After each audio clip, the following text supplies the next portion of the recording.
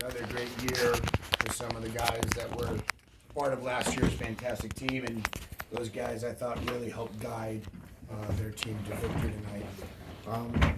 Thanks to Penn State for hosting. You guys always do a great job, and we appreciate all that. You know, Pav and I go way back, having worked for him for a number of years, and there's nothing but respect between the two programs. It's a healthy rivalry. And, you know, we get a chance to fight for a championship together. It's always going to be a bloodbath. And I think with the exception of the last game, it was exactly what was promised.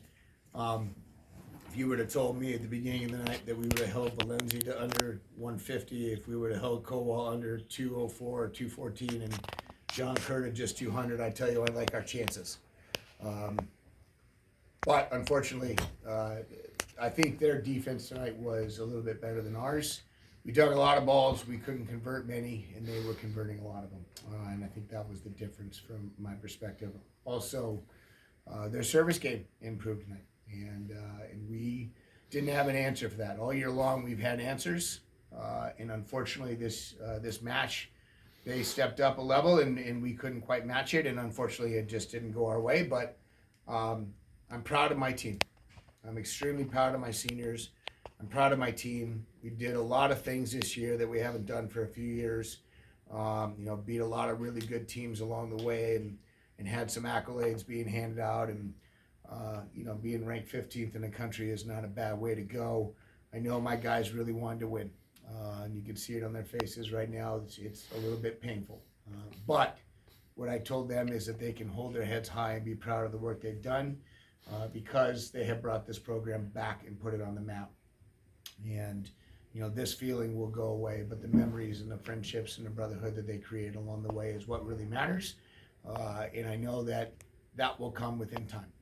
And so for now, they're probably not gonna have a ton of words for you, but I'll be more than happy to answer any questions. And if they're able to get one out, they'll answer questions from you as well. But that's my statement.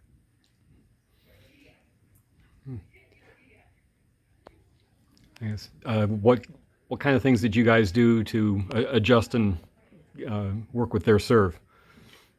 Well, you know, the other night they were not as consistent, and tonight they just brought consistent heat, and they were serving some seams that we just didn't have. We didn't have the answer for.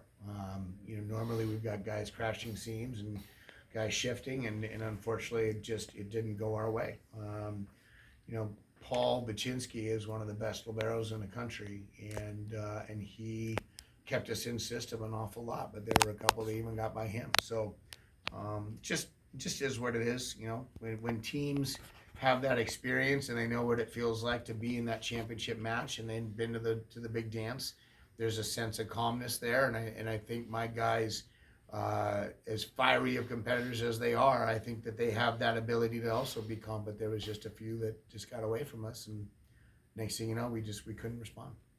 And conversely, you guys usually get a lot more success on your serve with aces. So any idea why that wasn't as successful today? Yeah, what do we have? 15 errors, only 3 aces. They had 12 aces to 13 errors. That's a pretty big ratio. Usually coaches are happy with 2 or 3 errors per ace, and they went 12 aces for 13 errors. I find that hard to believe that any team's going to lose with that kind of a service game. But yeah, it's their gym. They're comfortable. And, you know, when you get to host, there's lots of good things that come along with it. But no, that doesn't take anything away from them. They have to execute, and they executed at a high level tonight. What are the positives the team's going to take into next year? Well, we lose a lot of our starters because they're graduating. But the young guys saw the work ethic that these guys put in. You know, they were the first ones in the gym and the last ones to leave. They were the first ones to shag, the last ones to get water, the first ones to stay and get extra reps. The leadership that these guys displayed, how the year started in the fall. Without going into too much detail, I had no assistant coach at the time, and I had 25 guys on the roster, and 8 of them were freshmen. And I was searching, and these guys stepped up and said, "We got it. Don't worry about it." And you know, that's a testament to them as mature adults to be able to handle that kind of that moment, because it could have really gone south really fast. So I think they'll learn what it means to be a leader from these guys. But really, most of all, it's how they represented the school and their team whenever they were out. These are a great group of guys that I respect deeply, and will miss terribly when they're gone. But their legacy will live on for a long time, and they'll be talked about a lot. Coach, Toby is the only one my coach will defended the net well against your team. How do you think their performance affected the course of the game? Well, Toby hits, angles that we don't see a lot in our gym. The kid touches 18 feet for Christ's sakes. But no, I mean, I'll be honest with you. I think the connection with those two is not as strong as it's been in years past when they had Cole Bogner. Cole was a little bit more of a seasoned setter, if you will. But Schwabe did a nice job. He's putting the ball high and letting Toby go up and get it. And Toby is a real athlete who just goes up and just hammers, and he's got a bright future when he goes over and plays professionally overseas. But yeah, I mean, they had a lot of swings and they got a lot of kills. And when they go out to the championship, we're going to be rooting for them because they're EIVA, and that's what we're about now. So we're rooting for Penn State or whoever it was that would have been coming out of here. Jack, you took a lot of swings, especially the first couple sets. You took a lot of swings, and it seemed like you had a lot of open space to swing at too. You were one-on-one or even left alone. Were you surprised that you had that much space to work with? I wouldn't say I was surprised. Omar's our big gun, and I knew that they were going to move over that way. And so once they were doing that, Troy was able to reverse the flow back my way. And yeah, I was one-on-one. I was able to find a lot of success kind of later in the game when we started getting pulled off the net. And we kind of only had two options. Then, it became a little bit harder for me. I wasn't surprised, and, I'm proud of the performance, but obviously wanted things to go the other way. Yeah, you led the whole match in kills of 20, and you had 302 for the night. I'll take that any day of the week. For both of you guys, can you describe the confidence you're feeling after that first set and thinking that you were going to be able to pull off the upset here? Yeah, man. I mean, it felt good. We were in rhythm. Obviously, like when the tough sets, it brings boost the confidence into the whole team. And I don't know. There was a feeling in between all of us that I thought, we're gonna do this. We're actually gonna do this. Like we gotta just lock in, and but it just wasn't meant to be. At the end of the day, I think it's tough. It's really tough for us.